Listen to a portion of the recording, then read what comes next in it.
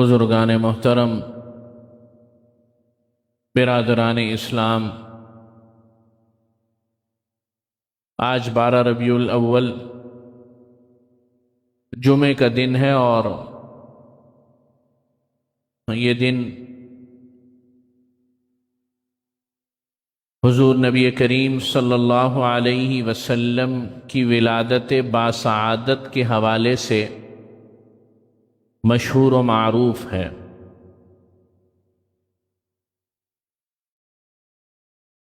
میں اس تفصیل میں نہیں جاؤں گا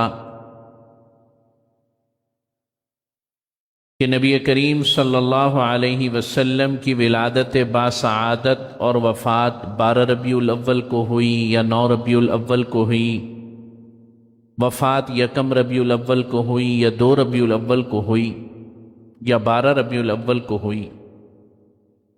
اس میں مورخین اور علماء کا شروع سے اختلاف رہا ہے۔ بہرحال یہ تاریخ مشہور ہو گئی ولادت النبی صلی اللہ علیہ وسلم کے حوالے سے،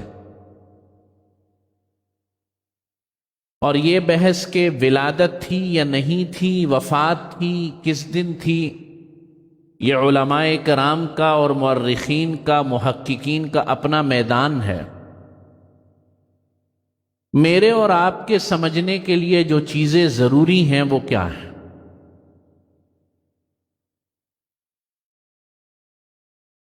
جیسے میں نے پچھلے جمعے عرض کیا تھا کہ ولادت النبی صلی اللہ علیہ وسلم تو کائنات کا سب سے اہم ترین، خوشیوں بھرا اور سب سے مبارک ترین موقع ہے، لمحہ ہے، مرحلہ ہے۔ حضرت انس رضی اللہ تعالی عنہ فرماتے تھے کہ جب نبی کریم صلی اللہ علیہ وسلم مکے سے مدینہ تشریف لائے تو ہر چیز روشن ہو گئی، چمکدار ہو گئی، مزین ہو گئی، ہر چیز خوش و خرم ہو گئی، ہر چیز میں برکت اور رحمت اتر آئی کہ ہم اپنی آنکھوں سے مشاہدہ کرتے تھے۔ اور جب حضور نبی کریم صلی اللہ علیہ وسلم اس دنیا سے پردہ فرما گئے، وصال فرما گئے، تشریف لے گئے، تو مدینہ منورہ میں ہر چیز تاریک ہو گئی، ہماری آنکھیں بھی تاریک ہو گئیں، ہماری دل کی دنیا بھی تاریک ہو گئی، اور ہمارے آگے کے منظر بھی تاریک ہو گئے، ہماری دل کی دنیا جیسے بجھ ہی گئی۔ چنانچہ اس چیز میں کہ حضور نبی کریم صلی اللہ علیہ وسلم کی ولادت باسعادت پر ذکر نبی کرنا اور نبی کریم صلی اللہ علیہ وسلم کا ذکر مبارک اور ذکر خیر کرنا، اول تو یہ کہ کسی تاریخ، معین تاریخ کے ساتھ خاص نہیں ہے، بلکہ مومن کی زندگی میں تو ہر دن، ہر لمحہ، ہر گھڑی، ہر منٹ، پورا سال آپ علیہ الصلاۃ والسلام کی سراپا زندگی ہونی چاہیے۔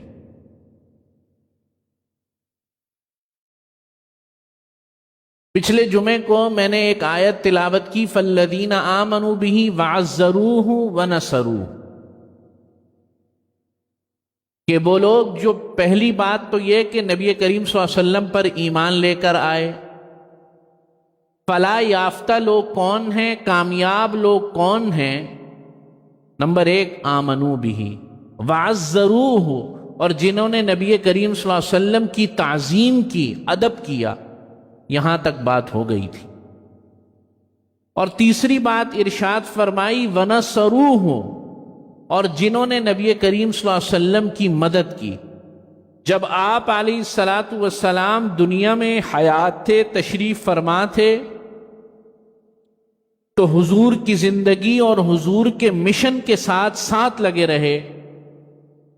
بدر میں بھی ساتھ، احد میں بھی ساتھ، مکے میں بھی ساتھ، مدینے میں بھی ساتھ، جنگوں میں بھی ساتھ، امن میں بھی ساتھ، معاہدوں میں بھی ساتھ، خیبر میں بھی ساتھ، تبوک میں بھی ساتھ، یعنی وَنَصَرُوهُ، انہوں نے نبی کریم صلی اللہ علیہ وسلم کی مدد فرمائی، دین کی مدد کی۔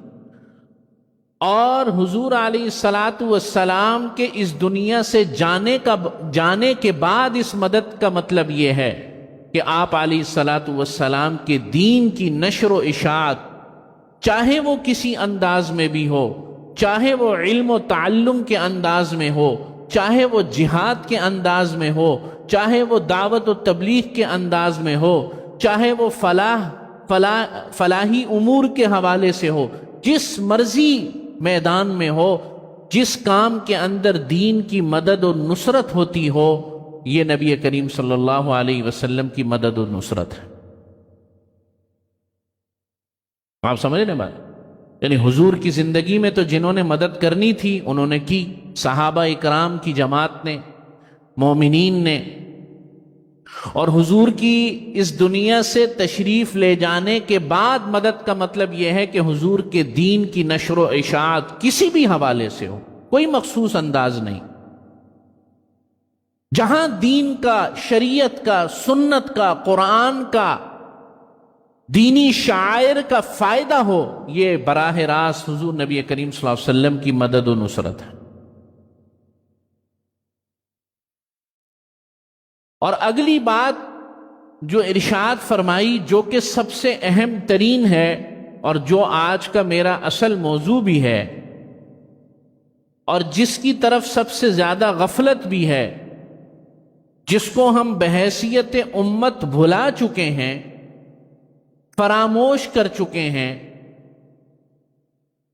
وہ ہے وَاتَّبَعُوا النُّورَ الَّذِي أُنزِلَ مَعَهُ أُولَئِكَ هُمُ الْمُفْلِحُونَ، اور وہ کہ جنہوں نے ایمان لائے، پھر مدد کی، ایمان لائے، حضور کی توقیر کی، عزت و احترام کیا، ادب کیا، وَنَصَرُوهُ، حضور کی مدد و نصرت کی، زندگی میں بھی اور زندگی کے بعد دین کی مدد کی صورت میں۔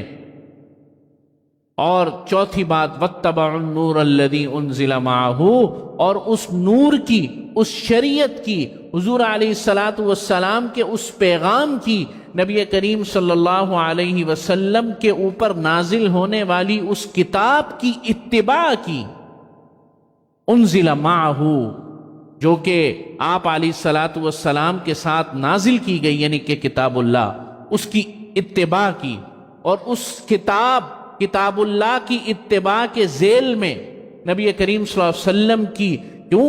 اس لیے کہ آپ علیہ الصلاۃ والسلام سراپا تفسیر ہیں کتاب اللہ کی۔ قرآن مجید کی سب سے پہلی تفسیر کون سی ہے؟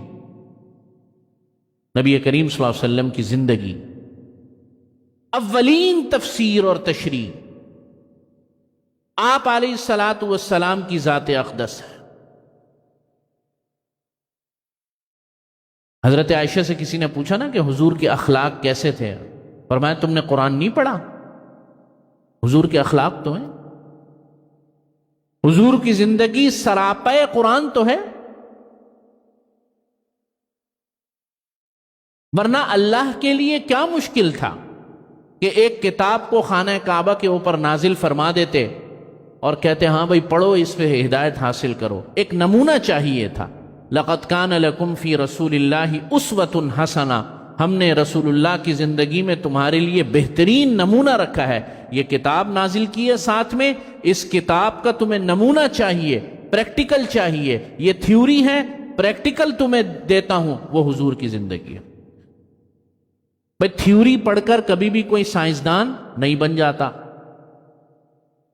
آپ تھیوری کی کتابیں پڑھ لیں، کورس کی کتابیں پڑھ لیں، دنیا میں کسی سائنسدان نے اس بات کا دعویٰ نہیں کیا ہوگا کہ بھئی میں سائنسدان پڑھا ہوں، فلاں فلاں فلاں کورس میں نے پڑھ لیا، میں سائنسدان ہوں۔ سب اس کو بولیں گے پاگل بناتا ہے۔ جب تک پریکٹیکل نہیں کرے گا، عمل جب تک نہیں کرے گا، جب تک اپنی زندگی میں اس تھیوری کو لے کر نہیں آئے گا، اس کے سائنسدان ہونے کا دعویٰ جھوٹا ہے۔ تو مسلمان کے مسلمان ہونے کا دعویٰ اس وقت بنے گا کہ جب قرآن کی تھیوری کو پڑھے گا اور اس تھیوری پر حضور نبی کریم صلی اللہ علیہ وسلم کی زندگی کے مطابق اتباع کرے گا، پھر بنے گا مسلمان۔ تو واتبعوا النور الذی، اتباع ہماری دنیا سے رخصت ہو گئی، امت سے اتباع چلی گئی۔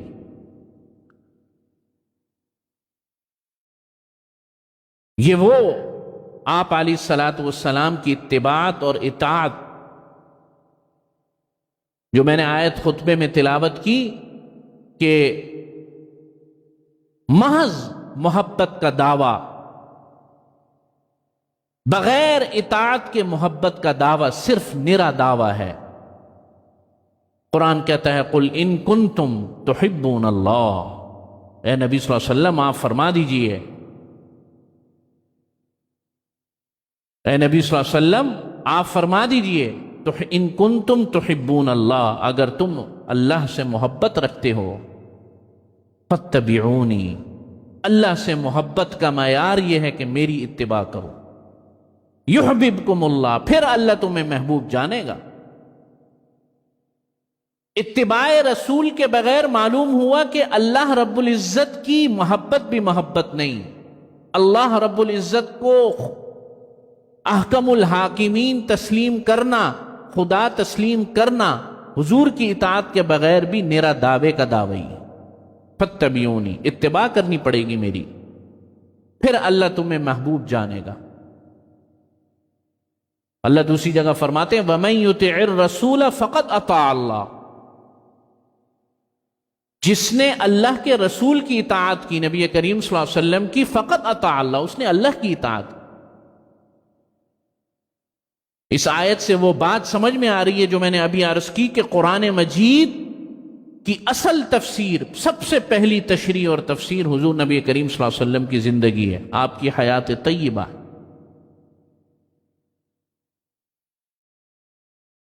لیکن ہمارے محبت کے دعوے اب محض دعوے رہ گئے،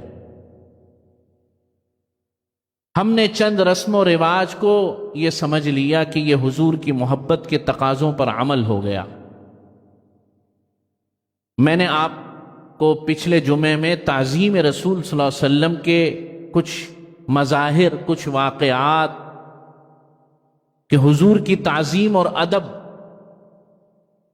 کیسا ہے، کیسا ہونا چاہیے، صحابہ نے کیسا کیا ہے، اس کی کچھ جھلک پیش کی۔ لیکن صرف تعظیم سے کام نہیں چلے گا، تعظیم اور تعمیل نبی اور تعظیم نبی، یہ دونوں ساتھ ساتھ صحابہ نے کر کے دکھایا۔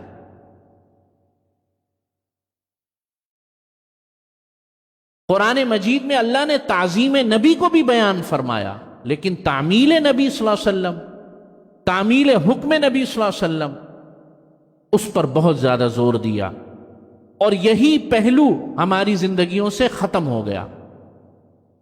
حضرت عمر رضی اللہ تعالیٰ عنہ حج پر تشریف لے گئے، اور جب حجر اسود کا بوسہ دینے لگے نا تو کہنے لگے مجھے پتا ہے تو ایک پتھر ہے، نہ کوئی فائدہ دے سکتا ہے نہ کوئی نقصان دے سکتا ہے،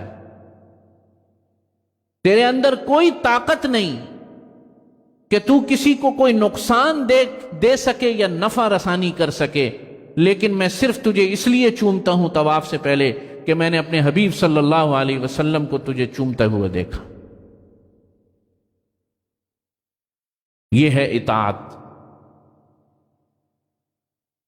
یہ ہے اتباع، یہ ہے صحابہ کی زندگی کا وہ پہلو کہ جس نے 23 سال کے مختصر عرصے میں نبوت عطا ہونے کے بعد عرب کے پورے معاشرے کو، کفریہ معاشرے کو توحید میں بدل دیا، عرب کے پورے شرکیہ معاشرے کو، بت پرست معاشرے کو، ایسے معاشرے کو کہ جہاں بچیوں کو زندہ درگور کیا جاتا ہے، وہ معاشرہ جہاں خانہ کعبہ کی ننگے ہو کر طواف کیا جاتا ہے، وہ معاشرہ کہ جہاں شراب، چوری چکاری، لوٹ مار جائز ہے شیر مادر کی طرح، اس معاشرے کو آپ علیہ الصلاۃ والسلام کی تعلیمات نے اور حضور کی اتباع نے، صحابہ کی اتباع نے 23 سال کے مختصر عرصے میں بالکل یکسر تبدیل کر کے رکھ دیا۔ یہ اتباع کی طاقت ہے۔ یہ کس کی طاقت تھی؟ اتباع کی طاقت تھی۔ صحابہ اکرام کی زندگی میں کوئی چیز اہمیت نہیں رکھتی تھی سوائے اس کے کہ اللہ کے نبی کا حکم کیا ہے۔ خوشی منانی ہے حضور کے طریقے سے، غم کرنا ہے حضور کے طریقے سے۔ ام عطیہ رضی اللہ تعالی عنہ ایک صحابیہ ہیں، ان کے بیٹے کا انتقال ہو گیا، جوان بیٹے کا۔ 3 دن گزر گئے، چوتھے دن انہوں نے کہا خوشبو لاؤ اور میرے نئے کپڑے نکالو یا صاف ستھرے کپڑے نکالو، کپڑے تبدیل کروں گی، خوشبو لگاؤں گی۔ لوگوں نے کہا بیٹے کا انتقال ہوا؟ فرمایا، نبی کریم صلی اللہ علیہ وسلم نے فرمایا 3 دن سے زیادہ سوگ نہیں ہے، صرف شوہر کا سوگ ہے 4 مہینے 10 دن اگر اس شوہر کا انتقال ہو جائے عورت کے لیے۔ دین اسلام میں سوگ 3 دن سے زیادہ نہیں ہے۔ جو لوگ شہر میں رہتے ہیں ان کو چاہیے 3 دن کے اندر تعزیت کریں۔ ہاں، جو شہر سے باہر ہیں ان کے لیے گنجائش ہے کہ اگر آئیں تو تعزیت کے لیے حاضر ہو جائیں۔ 3 دن کے بعد اپنے معمولات کو جاری کرو گھر میں اگر فوتگی ہو جائے۔ آپ دیکھ رہے ہیں خوشی اور غمی دونوں کے معیار اللہ کے نبی نے قائم فرمائے۔ خوشی بھی اس طرح منائی جائے گی جیسے حضور نے فرمایا، غمی بھی اس طرح اظہار کیا جائے گا جیسے حضور علیہ الصلاۃ والسلام نے کیا۔ جب نبی کریم صلی اللہ علیہ وسلم نے بچے کے پیدا ہونے سے لے کر کہ جب پیدا ہوتا ہے دائیں کان میں اذان دینی ہے، سیدھے کان میں اذان دینی ہے، اور اقامت بائیں کان میں کہنی ہے، اور اس وقت سے لے کر قبر میں اتارنے تک کے احکامات کو بیان فرما دیا۔ بیان کیا کہ نہیں کیا؟ بولو بھائی، بیان کیا نا؟ تو خوشی اور غمی کے طریقے بیان نہیں کیے؟ آپ علیہ الصلاۃ والسلام نے اپنے حقوق بیان نہیں کیے؟ آپ علیہ الصلاۃ والسلام نے دین کے معیارات کو، جن معیارات پر حضور کی محبت کا اظہار ہو، ان کو بیان نہیں کیا؟ حضور نے نہیں فرمایا صلی اللہ علیہ وسلم کہ جس مجلس میں میرا نام نامی لیا جائے اور کوئی بھی درود نہ پڑے، میرا نام کسی کے آگے لیا جائے اور آگے سے درود نہ پڑھا جائے تو تباہ و برباد ہو وہ شخص، ہلاک ہو وہ شخص۔ اپنا حق بیان نہیں فرمایا، اپنی محبت کا حق بیان نہیں فرمایا، ہر چیز بیان فرمائی۔ لیکن ہم موجودہ معاشرہ اور موجودہ دنیا کے اندر لوگ جہاں دیگر امور کے اندر غلو میں مبتلا ہوتے ہیں، ناجائز امور کے اندر مبتلا ہوتے ہیں، وہاں اس باب کے اندر بھی، اس ضمن کے اندر بھی لوگ بعض ایسے امور میں مبتلا ہوتے ہیں کہ جن کا دین سے، شریعت سے کوئی تعلق نہیں۔ حضرت عیسیٰ علیہ الصلاۃ والسلام اس دنیا سے رخصت تو نہیں ہوئے، رفع سما ہوا قرآن مجید کے مطابق، اور اس دنیا سے اٹھا لیے گئے۔ 300 سال گزر گئے۔ کتنے؟ 300 سال۔ اب یہ روایت صحیح ہے یا غلط کہ 25 دسمبر کو حضرت عیسیٰ علیہ الصلاۃ والسلام کی پیدائش ہوئی؟ اہل نصارہ کے یہاں، عیسائیوں کے یہاں یہ تاریخ معروف ہے۔ چلو جی، حضرت عیسیٰ علیہ الصلاۃ والسلام کی اس دنیا سے جانے کے بعد، یعنی رفع سما کے 300 سال کے بعد، یہ خیال پیدا ہوا کہ بھئی 25 دسمبر حضرت عیسیٰ کا یوم ولادت ہے، اس دن کچھ لوگ جمع ہو جائیں اور حضرت عیسیٰ کا ذکر کریں۔ شروع میں لوگ جمع ہونے شروع ہوئے، اور اس کے بعد جو ہے کچھ عرصہ گزرا، ان مجالس کو انٹرٹین کرنے کے لیے، اس میں رنگ بھرنے کے لیے پھر چیزیں ایڈ ہوتی چلی گئیں۔ دیکھو، سنت کا حسن یہ ہے کہ مراکش سے لے کر آپ برونائی دارالسلام تک چلے جائیں اور جناب ہندوستان سے لے کر آپ جناب دنیا کے افریقہ کے اندرونی اسلامی ممالک تک چلے جائیں، سنت کا حسن یہ ہے کہ سنت ہر جگہ ایک جیسی رہتی ہے۔ آپ سمجھ رہے ہیں بات؟ سنت کی خوبصورتی یہ ہے کہ سنت کا معیار ہر جگہ ایک جیسا رہتا ہے۔ بدعت اور دین میں خرافات کا سب سے بڑا المیہ اور سب سے بڑا ضرر یہ ہے کہ وہ ایک جگہ ٹکتی نہیں ہے، اس کی کیفیت ایک جگہ ایک جیسی نہیں ہے۔ الجزائر میں ایک جیسی الگ ہے، ہندوستان میں الگ ہے، پاکستان میں الگ ہے، اس لیے کہ ثابت شدہ عمل نہیں ہے۔ آپ سمجھ رہے ہیں میری بات؟ اور اس کے اندر مسلسل اضافہ ہوتا رہتا ہے۔ سنت میں کبھی اضافہ ہوا ہے؟ ایک عمل سنت ہے، نبی کریم صلی اللہ علیہ وسلم نے فرمایا کہ بھئی مثال کے طور پہ ٹخنوں سے اوپر رہے شلوار، یہ اس کا کم سے کم معیار ہے۔ کسی کو دیکھا ہے یہ کہو اور لوگوں نے بھی کہا کہ میں گھٹنے تک کروں گا چونکہ یہاں تک ہے میں تو اور زیادہ کر رہا ہوں تو یہ بڑی سنت ہے؟ نہیں، سنت نہیں کہلائے گی، اب تو بے وقوفی کہلائے گی۔ آپ سمجھ رہے بات؟ سنت کا حسن یہ ہے کہ سنت ہر جگہ ایک جیسی رہتی ہے، اور بدعت کی سب سے بڑی ضرر رسانی یہ ہے کہ بدعت بدلتی رہتی ہے، بدلتی رہتی ہے، بدلتی رہتی ہے۔ تو دیکھو کیسی بدلی آج کہ دنیا میں پورے سال جتنی شراب پی جاتی ہے صرف 25 دسمبر کرسمس کے دن اتنی شراب پی جاتی ہے۔ کس کے نام پر؟ حضرت عیسیٰ علیہ السلام کے نام، نبی کے نام پر۔ نبی کے نام پر دنیا میں سب سے بڑی عیاشی ہوتی ہے۔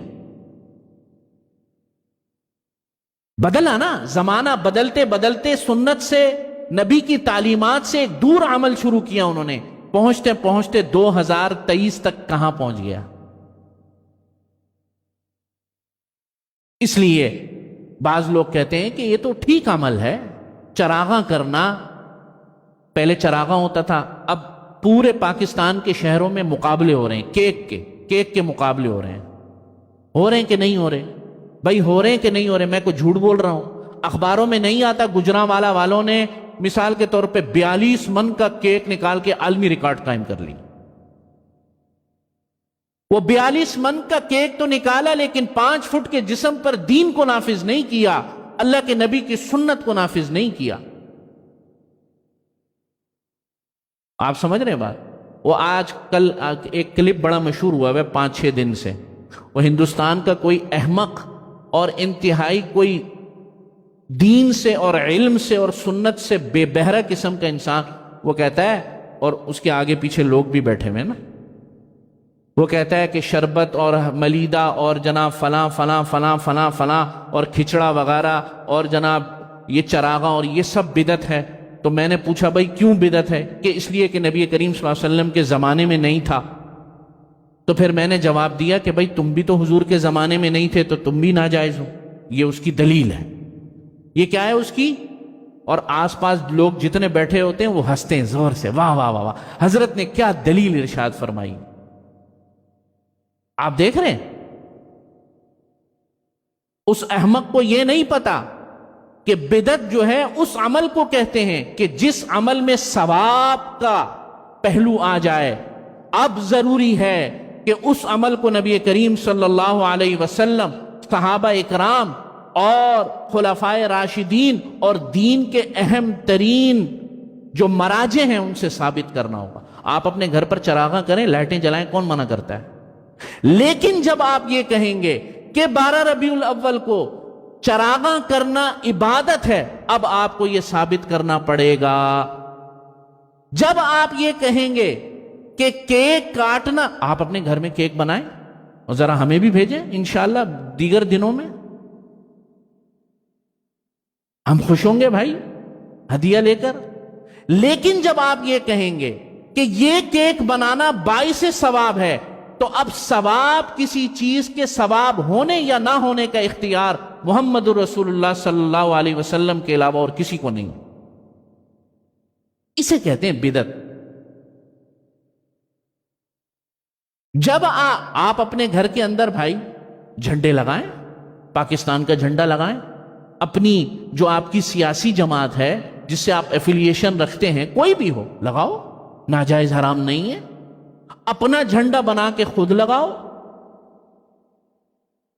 اپنی پارٹی کا جھنڈا بنا کے خود لگاؤ، کوئی منع نہیں ہے۔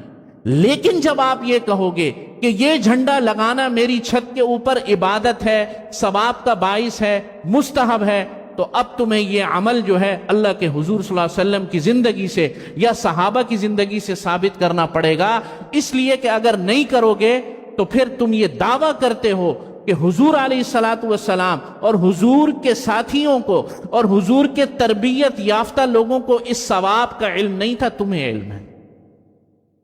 حضور کے تربیت یافتہ لوگوں کو اس ادب کا علم نہیں تھا، اس محبت سے وہ بے بہرہ نعوذ باللہ رہ گئے تھے، ہمیں علم آ گیا۔ بھئی یہ ہے چھوٹی سی بات، لوگوں کی سمجھ میں نہیں آ رہی۔ تو میرے عزیز دوستوں اور بزرگوں، محبت ہو، اطاعت ہو، اور آپ صلی اللہ علیہ وسلم کی تعظیم ہو، حضور علیہ الصلوۃ والسلام کے دین کی نصرت ہو، یہ تمام کی تمام چیزیں، یہ تمام کے تمام امور ہماری ضروریات دین میں داخل ہیں، ایمان میں داخل ہیں، لیکن ہر عمل کہ جس عمل پر ثواب کا نام ہو، جس عمل پر عبادت کا نام ہو، اس عمل کو عبادت اور اس عمل کو ثواب اس وقت کہا جائے گا کہ جب حضور نبی کریم صلی اللہ علیہ وسلم اور آپ علیہ الصلوۃ والسلام کے تربیت یافتہ لوگوں سے وہ سند بن کر آپ کے اور میرے پاس آئے، پھر اس کو ثواب کہا جائے۔ یہ بات اللہ رب العزت ہم سب کو سمجھا دے اور اتباع رسول کی کامل توفیق ہم سب کو نصیب فرما دے، اور آپ علیہ الصلوۃ والسلام سے سچی محبت ہم سب کو نصیب فرما دے۔ وآخر دعوانا ان الحمد للہ رب العالمین۔